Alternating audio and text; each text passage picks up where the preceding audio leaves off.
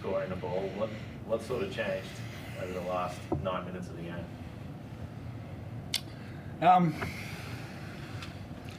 Yeah, I think from three-quarter time we had a pretty good ascendancy in certain areas of the game, which we pride ourselves on, our rebounding, and getting to the free throw line.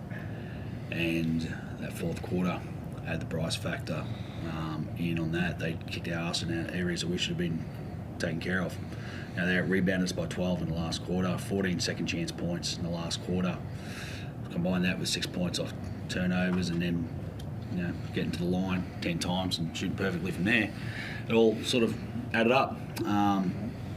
For us, from an offensive standpoint, we weren't very efficient. We looked like fatigue had set in a little bit. I know some guys were cramping up, and but all the credit to Perth and the way they were able to close that game out. It was some ridiculous last quarter. Just with some of the rebounding stuff, I know sometimes it's easy to say, well, how do you have that rebounding ascendancy for three quarters, and then it flips and you say maybe it is fatigue, maybe they were out hustling you guys. I mean, what did you point to? Because that was a pretty big change. Yeah, no, it was. There's some, I think, maybe the catalyst for that, well, the two catalysts from certainly on the O boards was Tayshaun Thomas and who else? Travers. Oh, yeah, Luke Travers. Yeah, shit. Luke hadn't played much. Comes in, plays the whole last quarter. He just provided a fresh set of legs. Again, provided. Yeah, we looked a little fatigued, and I'm not sure why. We had a pretty good week on the track. Obviously, game conditions are different, but they looked like that they looked like they were in tune and played out the game far better than we did. I know. I mean, you scored 23 points, and I know you've mentioned fatigue a couple of times, but 10 three-point attempts in the fourth quarter. There was a lot of outside shooting. I don't know whether you were happy with the offense or what did you see on that end? When we got down to the very stretch there, obviously that's going to contribute to that number when we're down by 4 or 5 and the clock's running down. So, but no, I thought that we had an ascendancy of getting them in the penalty earlier in the game, and the message certainly was to continue to get feet in the paint and explore those options. A couple of times we settled, but a couple of it also was that they were in rotations as well, and they gave those 3-pointers up in the corner. Ruben Tarangi hits a couple there, but we lost the balance of our aggression on the rim and settling.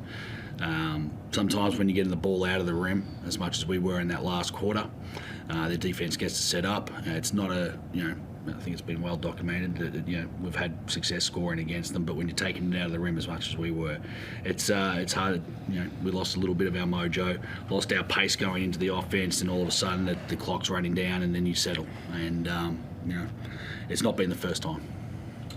I know it was throughout his first game for a while, but he had a really extended period on the bench, and he brought him back late. Can you? Yeah. Look, it got to the point he started to have some issues, and I was told that if we go with him, he won't be good for the next game. And if we really go with him, it might be it for the season. So it was a balancing act. I thought we did okay balancing it. We had our 13-point lead in that fourth quarter. So I was hoping to get through the game without having to bring him back, so he would be able to be available to us for games in the future. When it got to the point where it was like, okay, if he's still got a little bit of juice there, and I spoke with him and he said, yeah, I can go a little. You got to go with your vets. You got to go with the guys who've done it for you before. And we kind of needed an extra guy in that rotation as well. As I said, there looked like there was some guys were fatiguing. There was some cramp going on. We needed that extra body, and so we went with him. It's obviously fresh still, isn't it? How much of a kick in the guts was that on your first sort of home postseason game for the club, and sort of the way it sort of transpired? Yeah, look, I'd be open about that. It's probably one of the most disappointing losses I've ever been a part of as a player or coach. Not disappointed in my players. Disappointed in the sense that we never considered losing or the season ending tonight. and it's happened, and it was the disappointment stemmed from that. That's why we're a little late getting into your press conference, because we wanted to share a little bit of time together, because this thing, once it ends, it goes fast, and it was a special group, one of the most beautiful groups I've ever been a part of, which probably adds to the disappointment that we weren't able to close that game out. I truly feel like we had the ability to do something special this year. At times things didn't go our way. You get yourself into one of these games, we put ourselves in a position to be successful, and then we came up against a pretty special performance by the Wildcats in our last quarter. I'm sure you won't want to give away exactly what you talked about. What was the general, theme of what you spoke about? No, it's just me talking to the guys about my feelings for them, about how special they are as people, and how them as a group being part of Southeast Melbourne Phoenix this year have lifted each other up. There's been some dark times. We've had some minor tragedies. In the grand scheme of it, you see what's going on in Turkey and all these things. They're not tragedies at all, but some setbacks, which we've tried to overcome to the best of our abilities. I think everyone saw during the course of the year when we had this group humming that this was a group with a lot of potential. We just weren't able to keep it on the tracks long enough at times. Yes, I guess from a playing perspective, it's going to be a long off season. This provide the fire in the belly, over those long months. How do you think so? It's going to be a long off season for everyone. There's a lot of teams that didn't make it. We put ourselves in a position to be successful. I think it's one of the things we've tried to hang our hat on when we have had setbacks or we've been healthy. It's about just putting yourself in a position to win a game, and that's all you ever want as a player. And we look forward to the matchups in the future with every team. We respect Perth immensely. We knew that one of the reminders they would have had to their group was, don't forget what happened last year, fellas, on our home court. Let's go and do it to them. And credit to them, they did that. They advanced through to the next playing stage to try and go and then play against the Sydney Kings in the semis, and we'll watch that. And some of them might watch it. I'm probably not going to watch it. I might watch the final, and that's about it. But for me, it's just, I'm so proud of the boys, and just, you can't really describe what teams go through unless you're in there every day fighting for it. And what guys go through, people don't understand. And every reporter here, every reporter online, every keyboard warrior, every person with a pen or a phone that's got half charge has got a whole bunch to say about a lot of guys that they have no idea who they are. They have no idea what they sacrifice for their families. People have no idea what this man to my left sacrifices from his family. And people jump online and say all this stuff, and they'll say, oh, it's a failed season for the Phoenix and blah, blah, blah, and, you suck and you're this and whatever. And I just think people need to really take a step back and understand that it's not a failed season for us. I don't view it as that. I think we've progressed every year, and I think even with the setbacks we had one of our most winningest seasons with one of our stars in Rowdy out. We had Gary out for extended periods of time, Trey out for long periods. We just, backs against the wall, we fought really well, and I'm really proud of that. So it's not going to be a long off season. It's going to be a short one, because we're going to get time to rebuild this thing and do it properly. Guys are going to go separate directions for a little bit, and we'll come back and we'll rebuild stronger. But I'm proud of the group, and I'm proud of what these guys have withstood in the face of adversity, because as a teammate and a catalyst for someone that should stand up for what they believe in and how they feel and how to do their job every day and work, I think I try and lead by example. But I loved how these guys have stood in the fire and said, I'm okay here, I'm going to thrive here. One of my favourite sayings was, we are firemen, and we embrace the heat, you embrace the fire. And some of those guys are on fire this year, and fucking a lot of shit thrown at them, and they stood tough, and I'm proud of that. So yeah, I'm really proud in this moment. Had my moment to be emotional and upset, frustrated and disappointed in a loss, but I'm really proud of these guys, and I'm really proud of Simon and everyone at the club and the staff. It's just what he puts in, man. It sets a bar of excellence for work ethic that I want to try and aspire to. Yeah, sorry, just are you hopeful that these experiences that you're all going through together can be used as a launching pad for future greatness in terms of the elusive title that you're looking for? Yeah, look, I think we use these moments to reflect on what we view as levels of high performance, I guess the terminology would be, but a standard of an excellence standard every day needs to be required to be a champion. No drop off, no lag, no gaps, sacrificing for the guy next to you, doing the little things, not being on time, being early, applying yourself with great measure and great intent to be the best every day, not take that day off, not take that half rep, not take that maintaining your body, your physical, your mind, everything. Doing all of that is what makes high performance teams successful. And I don't think we had that throughout the whole year, but this is a great time for us to reflect on it and say, okay, we get our off season to tighten up some things. We get our off season to work on a few little bits and pieces. And I think that's the exciting part, is there's always room for growth, but when you can find growth, through the process of winning and losing, it's always going to be a bonus for the following year. But for me, I look at it and I go, okay, cool. What do we need to do? I'm sure I'll sit with Simon. I'm sure I'll sit with other staff and other teammates who are back and source and say, okay, what do you feel? What do we need? How are we going? And we'll look at ourselves in the mirror as well, and we'll do some real self-assessment and just see where those answers come from and what they are. But yeah, I'm really excited for what's to come. It feels like there is a balance though between saying that it's not a failure from whatever your goals were, but then coming to reconcile the fact that the season's over and you say, well, I'm not going to watch it because it's difficult to watch. So how do you come to grips with that? And then it's not like it's been the first time that you've got close and not where you want to go. I mean, what do you sense is the step that you need to take, or perhaps what this team and the group and the club needs? I think one of the biggest things is just trying to maintain our health to a point where we have to know our own limitations sometimes, and we have to make sure that we're utilising everything at our advantage to help us gain an advantage. And if we have areas we can use and utilise as individuals and as team to then help ourselves perform, recover, understand, learn, do all these different things, we have to continue to push the boundary of that. And I think we can do more. So I think for me right now, it's watching. I'll watch the games. I might watch them at the time. I've got other shit I'm going to try and focus on right now. Family, friends, loved ones, relationships, like all that stuff needs time now, because I've had so much time away from it.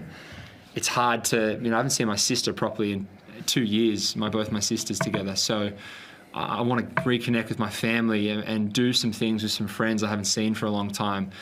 And when I feel like, I got that itch to train and to go and get better, I'll watch the games. I'll go and watch the game. I'll go and work out afterwards.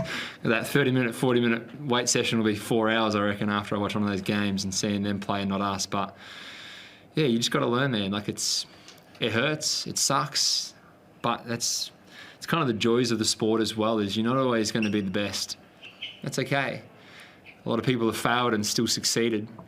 A lot of people, it's funny, like people's failures are deemed as other people's greatest successes. And we sometimes forget that our own expectations of success is far beyond what anyone can even imagine.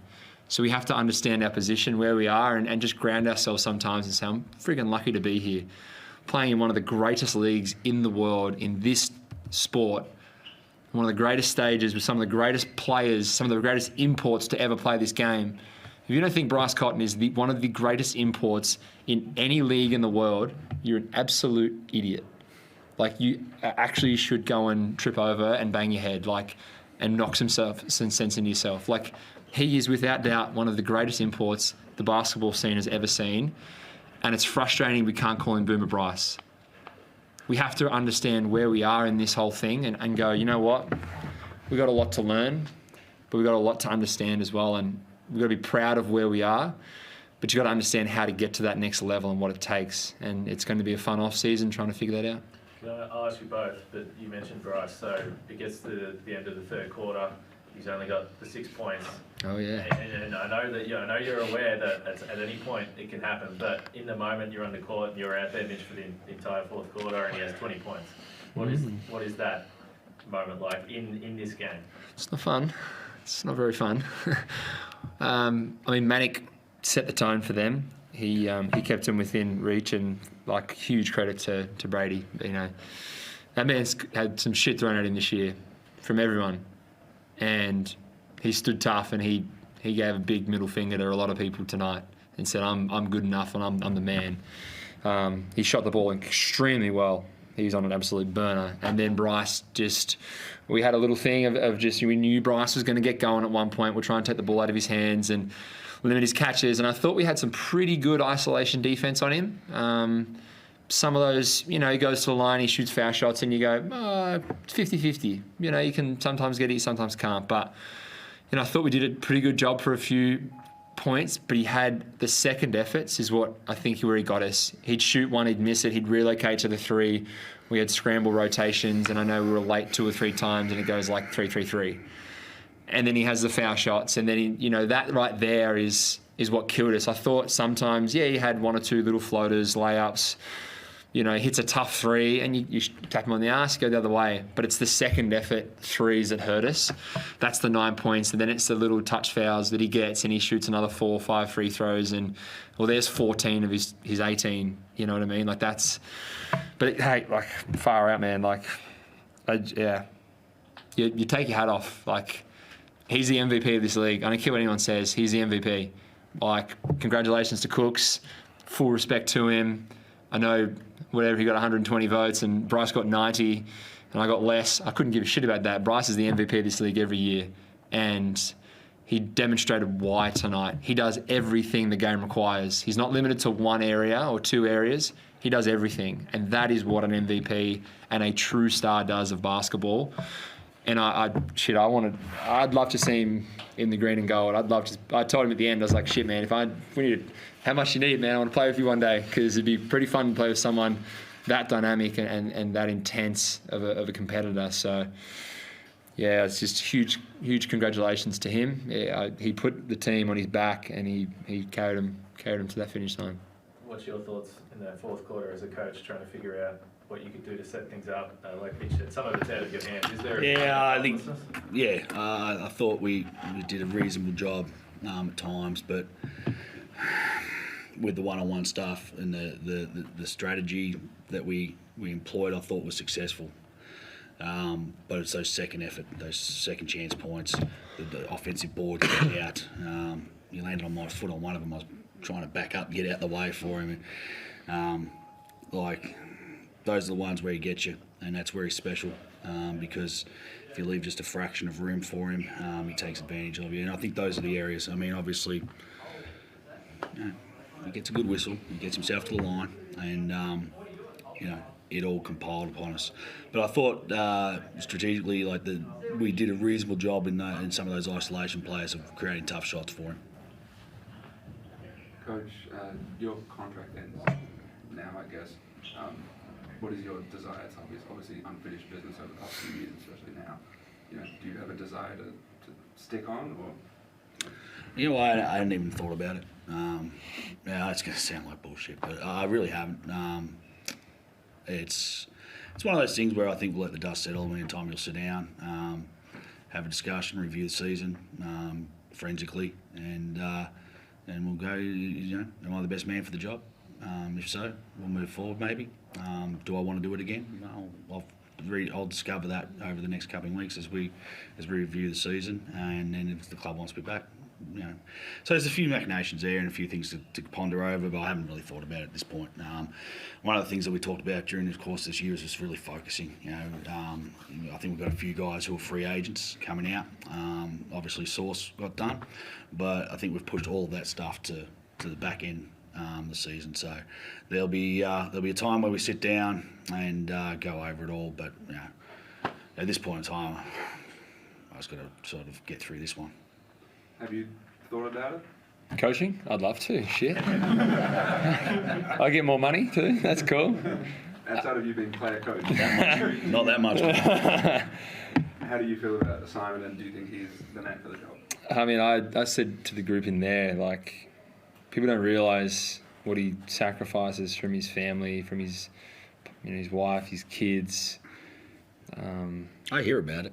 Yeah, sure you do.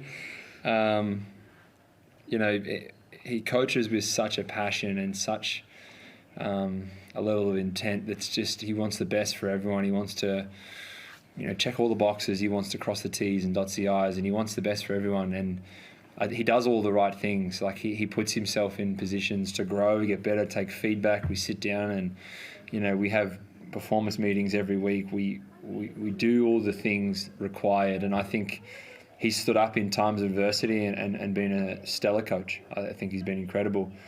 It's like me. Like I'm not perfect at all. I'm far from it. I'll be the first person to say, I don't care if you like me or not.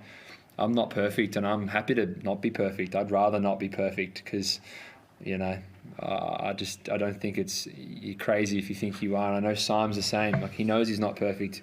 He knows he doesn't make every right decision, but he's man enough to stand there in front of the group and say, nah, hey, that's me, boys. I stuffed us on that one, And I know he'd have the most technological, forensic, laid out plan of how he could have got better from every game, and I know he does. So I know we get the best of him every week. So like I'll do the same thing, and I'll go back and we'll sit and have a beer at some point, and before I head overseas and drink cocktails on the beach somewhere, I'm going to sit and have a beer with him and have a couple more, and then have a couple more, and we stumble around, eat some steaks and listen to some heavy metal together and talk some shit, and it's going to be bloody unreal. So, but we'll get to that. Was that a yes? You want me back? Oh yeah, shit. Look, it's always going to be a yes from me. I've been here day one. He brought me in here, and I'll stick by him. But I know there's always going to be the processes and everything, and I'll have the same conversation with him and with Tommy and with Romy and the high performance staff about my role here. Is my role the right role for the team? I'll always be more critical of myself. I know he's exactly the same. So we're cut from the same cloth in that aspect. We have a lot of similarities. I love the guy. I go in and bat for him every single day of the week. So if it was my choice, I'd just sign the contract and let's move in a direction to get better. But there's processes, and I know it'll be done professionally. But yeah, I love the guy, and I know we've gone through a lot together so far, but I'm really proud of being able to do it with him. Simon, kind of just touching on that, I remember we were chatting in Darwin about the health stuff and perhaps some of the bad luck you've had in the past, and sort of Mitch spoke about preparation and understanding your body and all those types of things. It was a problem this year as well. How do you sort of look back on it? Do you just feel like, again, it was luck wasn't on your side, or is there anything you could have done different? I'm sure it's been a thought process all year. Well, yeah. Well, firstly, we had our full team tonight. Okay, so I don't want to dwell too much on what's taken place in regards to our health. Okay, we were beaten by a team that was better than us for the last 10 minutes, like vastly superior to us. So, yeah, look, one of the important things, I guess, when you put a season together is making sure that you get a good pre-season in, and we didn't. And it wasn't through anybody's fault. It was just we had guys who were coming in injured or got injured really early, and then we were chasing our tails forever on that. So, and then the guys who weren't healthy to start the year seemed to be the ones who were continuing to sort of pick up niggles as well for the most part. There's some fresh ones in there as well, but yeah, that's the issue. So we'll sit down as a group. We're pretty thorough. It's a very, very professional organisation, and one of the things that everybody comes in is like the degree of professionalism, especially from our medical staff, is really, really high level. So they'll have all their assessments as they do during the course of the year. We'll sit down and have our full review, and it'll be a couple of days long, the way that we get together with our think tank, and we go through every single thing and what could have been better and how, and so that'll all come up in the wash.